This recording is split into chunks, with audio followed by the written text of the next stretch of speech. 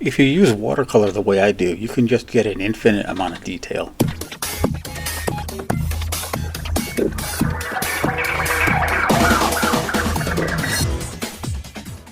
Hi, I'm Mark, and this is Subliteral Network. I'm in art and comics, and thanks for watching. Remember to hit like and subscribe, and to leave your feedback in the comments. I post art daily, 5 days a week on Instagram, Facebook, and Twitter, and this is a roundup of that work in case you missed it, with a little more detailed description added.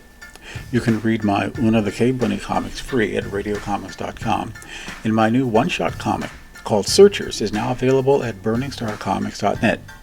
Please visit my Patreon page if you'd like to support my work, and all these links are in my description and bio. Here's a drawing of my character, Una the Cave Bunny, that I did during a certain time when I was drawing the strip kind of intensely. And one of my things that I wanted to do with the character was to keep her at some kind of cartoon proportions, or what I thought were cartoon proportions. So you see her there, she's standing in front of a little background, and she's in a pose, and she's of a certain type of proportions. But a couple of years went by, and I decided I don't know, I thought she looked kind of squat to me. So here's what I did.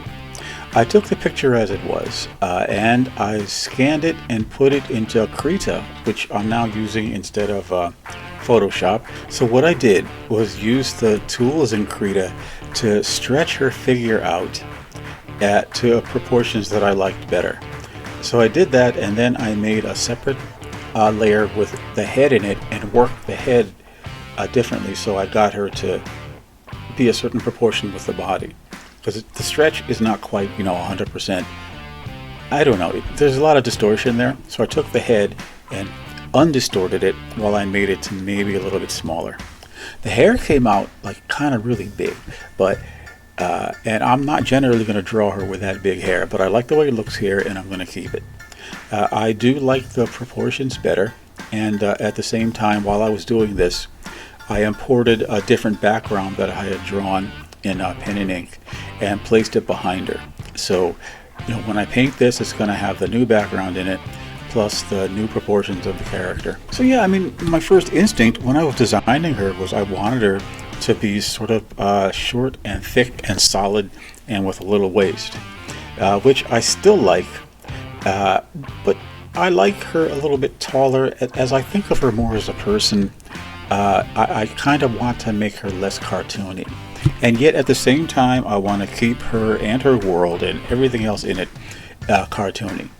So I think it's going to be a constant struggle, but I don't think you'll see this wide a difference in her proportions from now on.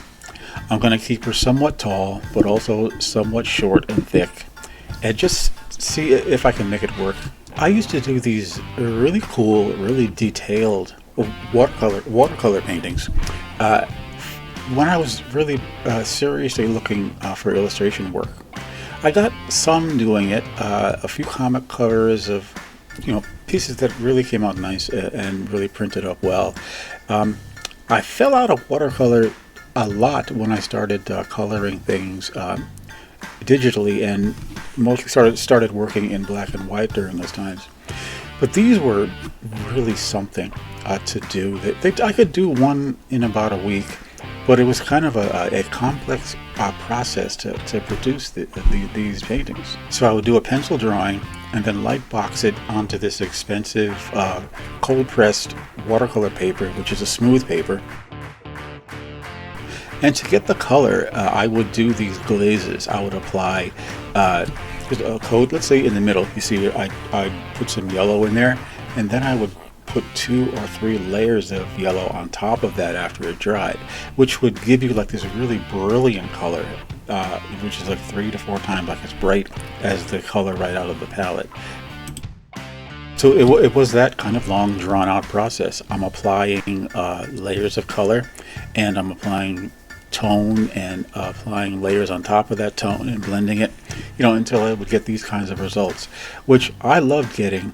It looked really unique, and I hadn't seen a lot of people work watercolor this way. Plus, watercolor is one of those mediums that you can get an infinite amount of detail You can just keep on going in with tinier and tinier brushes, making textures and little reflections, and just doing all kinds of stuff like that to just add layers of, what I'd call believability and texture to a piece of work. So I want to take a second and just scroll slowly over this entire thing so you can see, what I'm doing.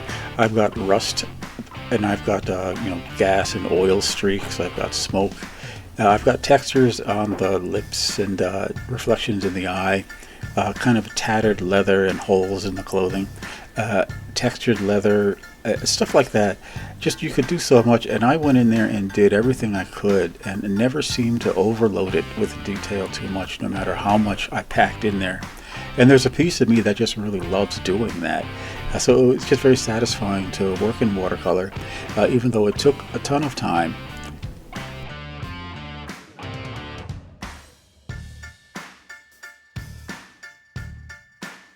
I'd like to thank you, my subscribers, and especially my new subscribers.